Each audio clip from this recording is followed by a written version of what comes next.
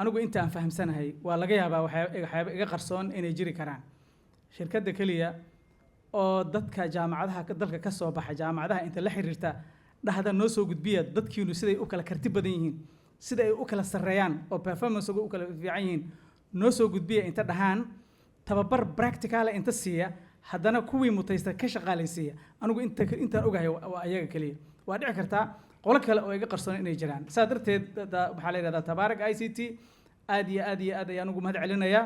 waxaana ka codsanayaa hay-adaha kale oo kuwa dowladda iyo kuwa mataqaana private-ka ah labadaba arrintaas iyada inay uga daysadaan Somaliland sidoo kale waxaa laga yaabaa inay qaarkiin ay u yaqaanaan hay-ad oo jaamacadaha qaarkood ay xubno ka yihiin runtii intaas waa ka badan tahay waxay leedahay contribution aad u weyn oo dhinaca la xiriira mataqaana horumarinta ICT-da ayay la leedahay sidoo kale waxay ka mid tahay hay-adaha ardayda siiya tababarka inta siiya haddana mar kale qaarkood mataqaana ka qaata waxaan intaan fahamsanahay inta hadda ka shaqeysa in badan oo kamid ah hadda ka shaqeeya tabaarak ICT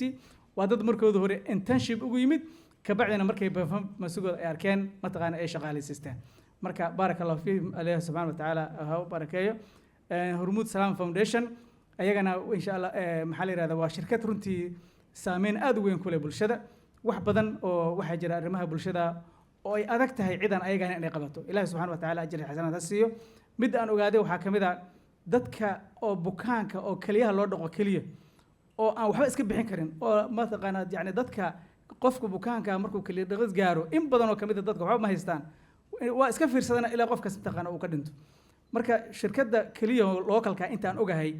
oo sanadkii lacag ku dhow ama ka badan 1 milyan oo dollar ku bixiso way dadkaas masaakiinta oo mataqaan waxba aan heli karin ilaahayna subhanahu wa ta'ala uu dartood uu ku badbaadiyay sidoo kale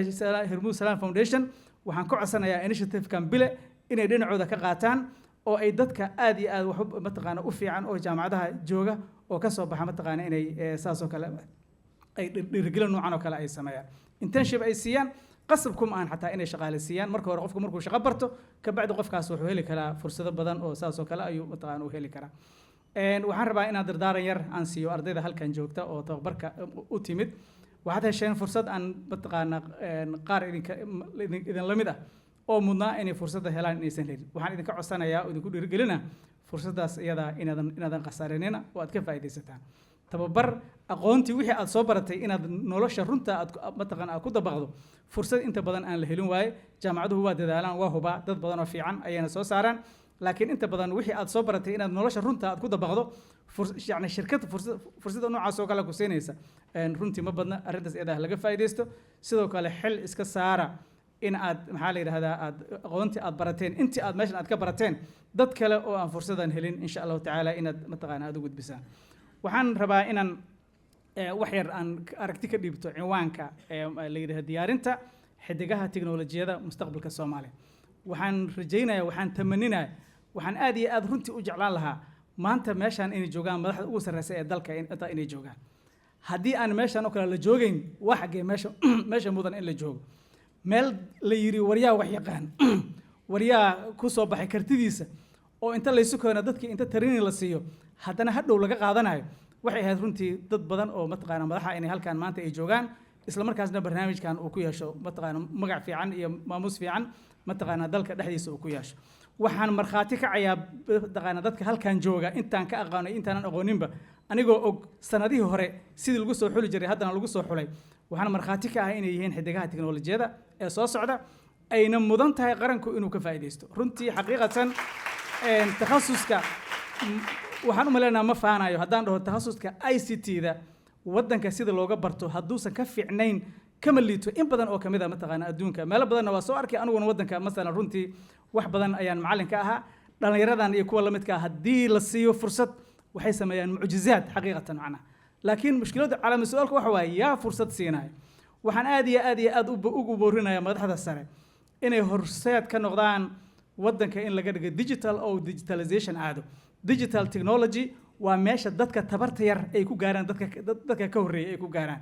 ma awoodno wadamada naga horreeyo naga hormaray sidii jidkii traditionalka oo ay soo mareen tartiib inta taagtaagsano ma gaari karno meesha ay gaareen laakiin waxaan samayn karnaa inaan qoratayno oo aan horey ka marno kan hormarno anagoo isticmaalayna digital technology waxaa jirta afkaar loo yaqaano mataqaana leapfrogging la dhaho oo ah inaad mataqaanaa dad ka horreeyo traditional u socday inaad ka hormarto taariikhda dib u akhriya waddanka la dhaho Estonia oo maanta la yiraahdo waddanka ugu sarreeya oo masalan ugu horumarsan hoggaan ama leadna ka ah isticmaalka teknolojiyada philosophy waxay mataqaanaa qabeen oo bilowgii ay qaateen waxa la dhaho tiger leaping oo ah masalan inay saas oo kale ay qaateen waxaan rajaynayaa dadkan halkan jooga inay nudihii ama asaaskii u noqon lahaa booditaankeena technology-ga annagoo isticmaalayna dadka kale insha allahu tacaala aan mataqaan aan ka hormari lahayn waxaan soo jeedinayaa sidoo kale takhasusaadka kale oo ICT-da hadda aan ahayn sidoo kale barnaamijyo noocan oo kale in la qabto ka warrama haddii dhakhaatiirta loo qaban lahaa ka warrama haddii injineerada loo qaban lahaa ka warrama mataqaan dhaqaalayahanada mataqaan haddii loo qaban lahaa falsafadan iyadaa waxaan rajaynayaa inay falsafad qaran ay noqoto insha allahu tacaala saas oo kale mataqaan ay horumarto waxaa jira adduunyada marka la joogo dhalinyaradu markay soo qalin jabiyaan shirkadaha waxaa qasab ku ah inay mataqaan internship mataqaan ay bixiyaan laakiin halkana mataqaan arrintaas iyadaa kama jirto guddiga tacliinta sare guddiga qaran ee tacliinta sare oo anigu hadda aan matalayo odaga aan u hay waxaa miiska noo saaran inaan barnaamij la yiraahdo aan rabno dawladda inaan u propose garayno oo ah in shirkadaha gaarka loo leeyahay iyo kuwa public ah dawladda in qasab looga dhigo inay internship siiyaan ardada oo lagu qasbo oo ay kamid noqoto shaqadooda mataqaanaa inay kamid noqoto sidoo kale tala soo jeedinteena waxaa kamid noqon doonta jaamacaduhu inay ku qasban yihiin inay arday programka waxbarashada in internship mataqaana ay kamid noqoto mushkiladdu marka waxa waaye adii jaamacadihii haddaad mataqaana maqooniso qoorta qabato aawa meeshii mataqaana ay gey lahaayeen waxaan rajaynayaa taladaas iyada in la ka qaato isla markaasna haddii ilaahay idmo